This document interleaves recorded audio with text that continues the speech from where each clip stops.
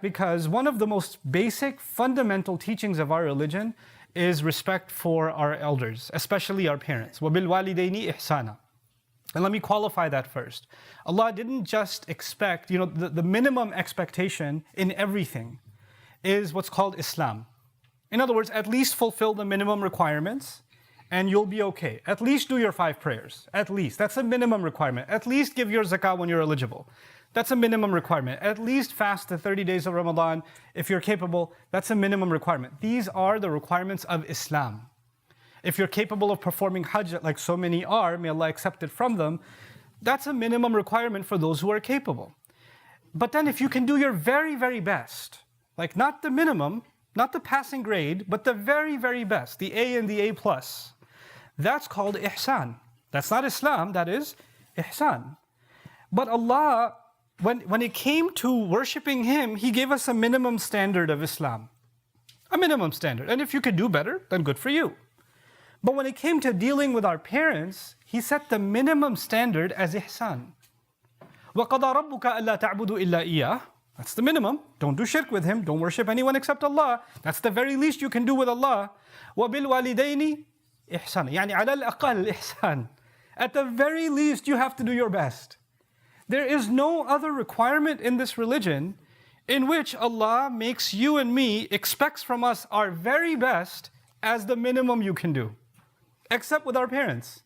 Except with our parents. And to take that even a step further, in Surah Al-An'am, Allah Azza wa Jal made a list of things that are haram. Now this is something that's mind-boggling. It's a list of things. أَتْلُ مَا حَرَّمَ عَلَيْكُمْ رَبُّكُمْ عَلَيْكُمْ. Like, let me, the Prophet is told, recite to them a list of things that Allah has made, your master has made haram on you. Forbidden things. As a list of prohibitions, not doing shirk and other things. And in that list, Allah mentions, remarkably, and be the very best to your parents. وَبِالْوَالِدَيْنِ إِحْسَانًا. In that ayah. Now that ayah isn't even about commands, it's about prohibitions. It's about things you're not supposed to do. So what's a command doing in the middle of don't, all these don'ts, and then one do? وَبِالْوَالِدَيْنِ إِحْسَانًا. Why? That's a way of teaching that anything short of ihsan is actually falling under haram also. Anything short of that ihsan is also falling under haram. It's a remarkable thing that anything less than my very, very best is actually a serious sin before Allah when it comes to my parents. So I want to set that stage for you. This is not a new teaching. This is not something given to Rasulullah sallallahu alaihi wasallam. This has been Islam all along. And this is the Islam also of Ibrahim alayhi salam. And I wanted to qualify what we're going to learn about Ibrahim alayhi salam today with that first. That he knows and he understands better than we ever will what it means to have ihsan with your parents. What it means to be the very, very best you can be with your parents. Now, having that in mind, I want you to listen to this conversation that Allah records in Surah Maryam. This is a conversation between a young man, Ibrahim alayhi salam, and his father. Okay, and I'm going to read through this translation quickly. I'm going to recite the ayat and translate them in flow, just to give you an idea of what's happening between this father and son. So the son speaks, Ibrahim alayhi salam speaks. إِذْ قَالَ لِأَبِيهِ. When he said to his father, Ya abati, my beloved father. Abati, the ta in Abba, that's as opposed to Ya abi, it's Ya abati. Ta tushir ila al-hub. It indicates love. So he's actually lovingly speaking to his father, or even throwing in like, Dad, I love you, kind of thing. That ta is encapsulating all of that. So he didn't just say Dad, or Father, or my dad.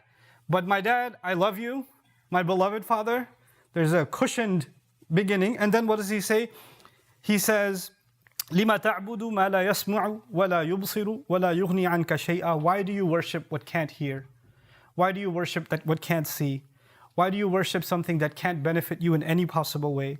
Ya abati inni qad ja'ani min al-ilmi ma lam ya'tik. My beloved father, Dad, I love you. Knowledge has come to me for sure that has never come to you. I know stuff you've never known. He's saying this to his father. A young man is saying this to his father. I know things you've never known. And he says, فَاتَّبِعْنِي أَهْدِكَ صِرَاطًا سَوِيًّا. Then you follow me. I'll guide you to a straight, even way. In other words, you're going on a crooked way. Let me straighten you out, Dad. You need to follow me. You need to be listening to me. Ya abati la ta'bud ash-shaytan.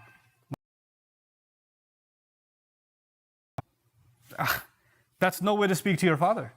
That's considered disrespectful. I started this khutbah by saying you have to have the very best behavior to your parents. And now we're seeing what seems at face value something to the opposite of what we just learned. And that too, this behavior exhibited by Ibrahim alayhi salam. How do we reconcile these two things? It's an important lesson to understand. This is why I wanted to take time to highlight this khutbah, because we are in this situation often. Maybe you find yourself in a family situation. Maybe it has to do with your parents. Maybe it has to do with your mother. Maybe it has to do with your father. But maybe it has to do with other members of your family, other elders, people you're supposed to show respect towards. Maybe it's going on with a spouse.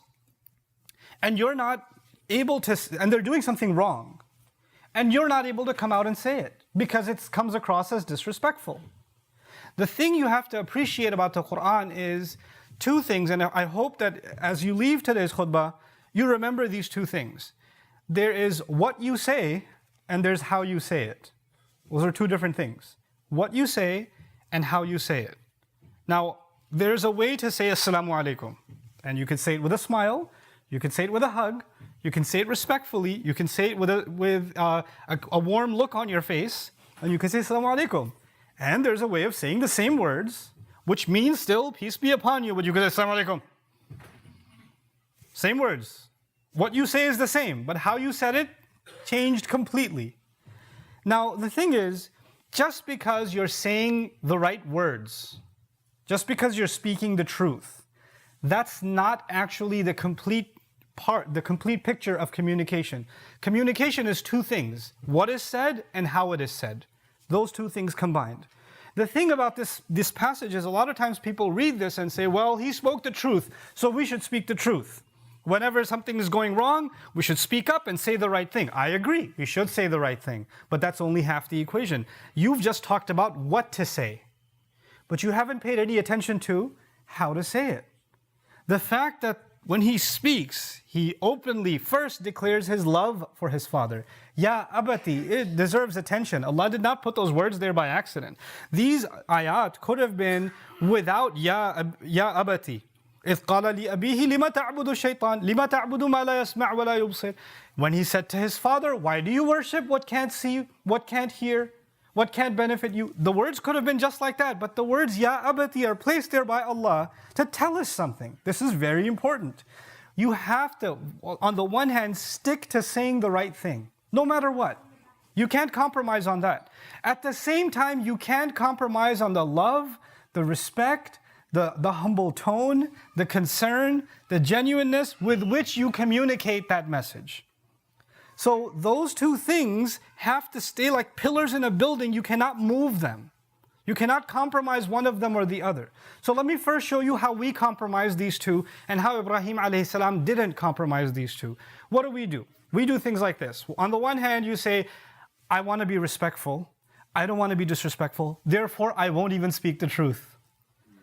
So you want to hold on to being kind and respectful, meaning how to be. And as a result of holding on to how to speak, you compromise what to speak. You don't want to touch it. Or the other extreme, you know what? I'm going to speak the haqq. I heard the khutbah today, and I'm going to go do some amr bil ma'roof and nahi anil munkar on my mother or my father or whoever else.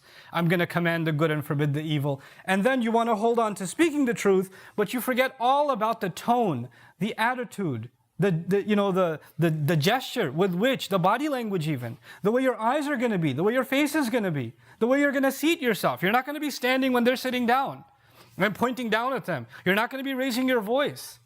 Quran doesn't just teach us what to say. There's so much of the Quran dedicated to how to speak. How to speak. The father is giving advice to his son, Luqman is giving advice to his son, and he says, وَغْضُضْ مِنْ صَوْتِكَ, keep your voice low. إِنَّ أَنْكَرَ الْأَصْوَاتِ لَصَوْتُ الْحَمِيرِ. The ugliest of the voices is the braying of a donkey. Why did he say that? Why is that in the Quran? Because it's not just about what to say, it's how to say it. Allah will highlight for you would think Allah, when He criticizes disbelievers, He only criticizes the way they, what they said and what they did. But Allah will say, ثُمَّ النَّظَرْ ثُمَّ عَبَسَ وَبَصَرْ ثُمَّ أَدْبَرَ وَاسْتَكْبَرْ. He stared, he frowned. Allah criticizes the facial expressions of a disbeliever when they showed arrogance on their face. وَلَا تَقُلْ لَهُمَا أُفٍّ. Don't say uff to your parents, and uff in Arabic isn't just the words uff, it's angry look, the frustrated look, that's also uff. So on the one hand, we say, well, we have to be respectful, so we shouldn't say anything. And that means you hold on to how to be, but you compromise what to say. And on the other side, you say, you know what, I'm fired up today, I'm going to speak the truth. And you speak your truth, but you speak it in a very disrespectful way. And shaitan comes to both of these and says, on the one hand, to one group of people, shaitan comes and says, hey, you did a good job. You were respectful to your parents, you didn't say anything, and you shouldn't, because you have to be the best to your parents. Remember the first part of the khutbah before you fell asleep? That part. That's the important part. You were good to your parents. And the other group, shaitan comes and says, hey, you spoke the truth. Great job. You did some amr bil ma'roof today.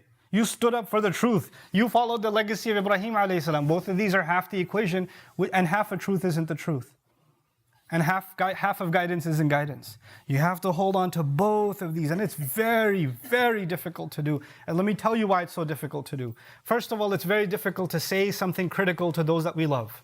It's not easy, especially to someone who's elder, especially to someone who's sensitive. And there are people in our family that are very sensitive. You can imagine if you speak to them about certain sensitive things that they're doing wrong, some things that have to be brought up, they might get extremely angry.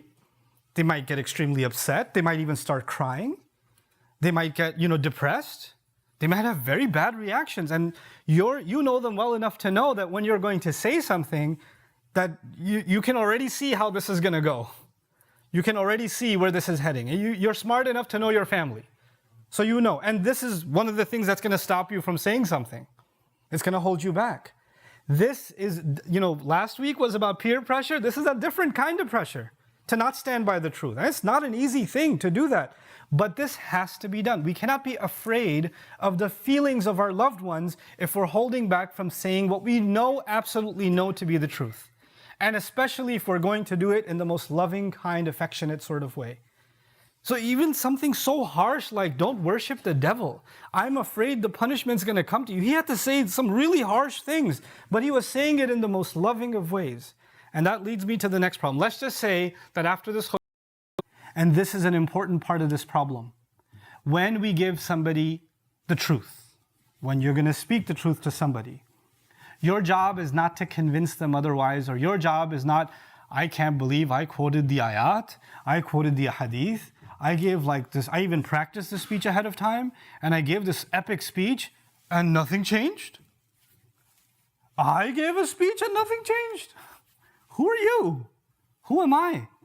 When Nuh alayhi salam can preach to his people, he's a much better speaker than you and I.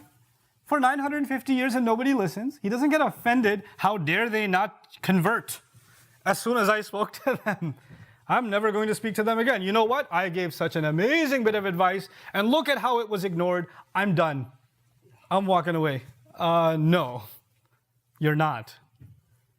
Our job is to actually deliver this truth because we are humble before Allah. In any other conversation, if you're talking to somebody, they don't listen to what you have to say, they ignore you, you get offended, you get mad, your dignity kind of gets inflamed. Nobody likes being dismissed that way in conversation.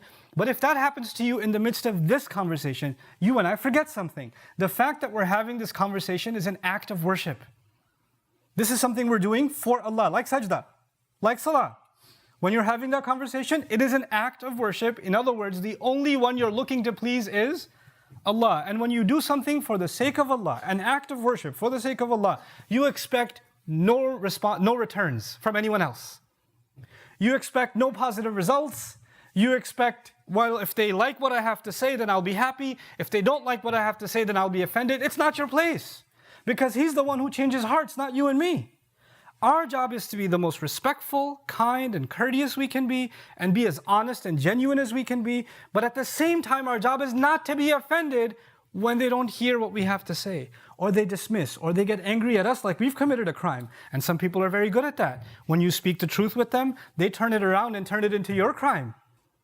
How can you say this to me? Who are you? Look at you. And they'll flip it over, like, I often talk about how Fir'aun flipped it over for Musa alayhi salam. I want you to hear what and inshallah not all of you, but at least some of you may be going through struggles like these, maybe not with your parents, but with someone else in your family or friends. But when you go through a struggle like this one, know that you're not alone. This is not a situation that's just unique to you. It's never happened before. The best people before Allah were put in situations like these. And Allah mentioned those situations so we can learn something from them, so we can understand how to navigate those situations. There's no way that these situations will disappear. If it was possible for these situations to be erased, then it would have been erased for people like Ibrahim alayhi salam. So we just have to learn to deal with these situations and develop the guidance and the strength to be able to cope with them in a healthy way. May Allah Azza wa Jal give us the ability to extract guidance correctly from His book and to live by that guidance. May Allah Azza wa Jal reward us for the patience that we show towards one another.